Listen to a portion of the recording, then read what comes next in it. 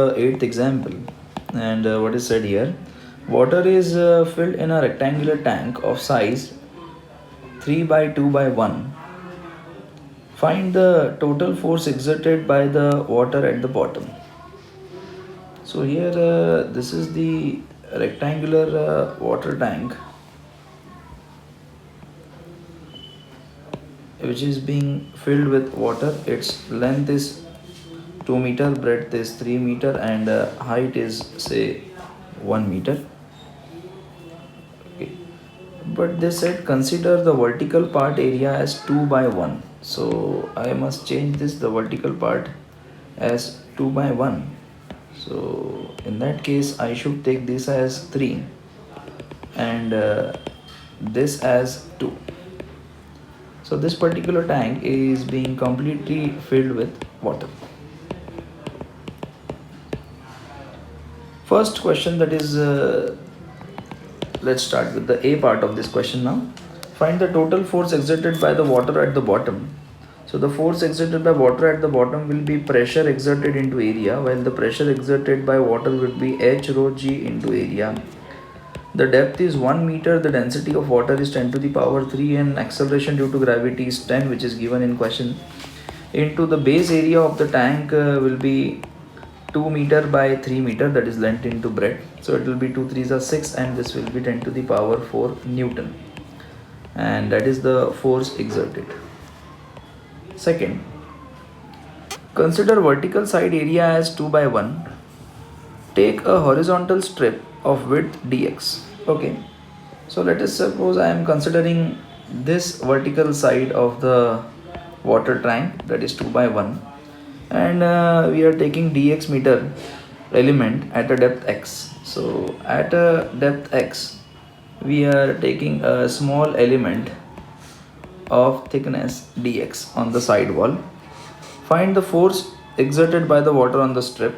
So again, force exerted would be pressure into area of the strip, as force will be x rho g into the area of the strip would be, so the length is 2 meter and its thickness is, width is dx, so it will be 2 into dx. So if you substitute the value, so it will be x into rho into g into 2 into dx. X dx we don't know, so it will be 2 into 10 to the power 4 into x dx would be the answer to the B part of this question.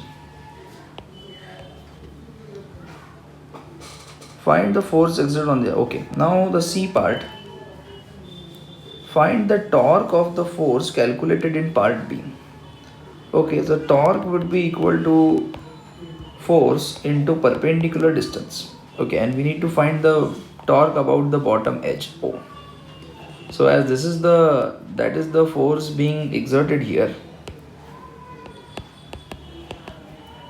So the force is 2 into 10 to the power 4 into x into dx into the perpendicular distance. So from O, the perpendicular distance would be equal to 1 minus x, because the complete height is 1 and the depth we have considered x of the elemental dx part, 1 minus x.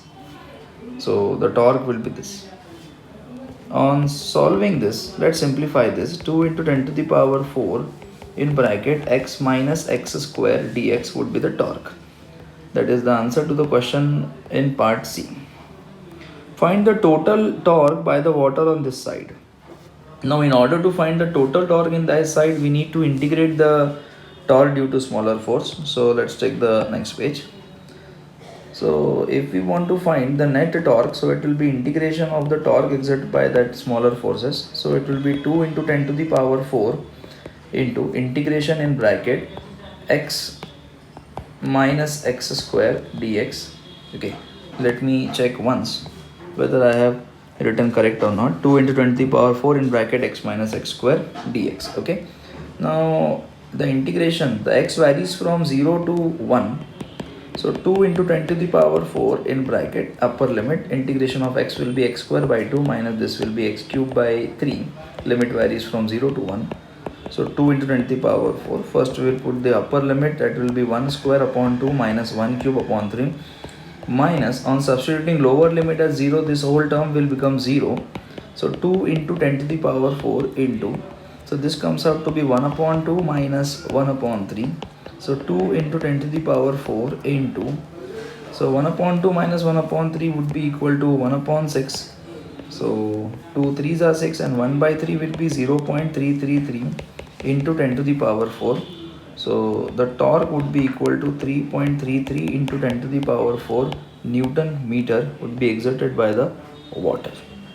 Okay, and that was the last part of this question. Thank you.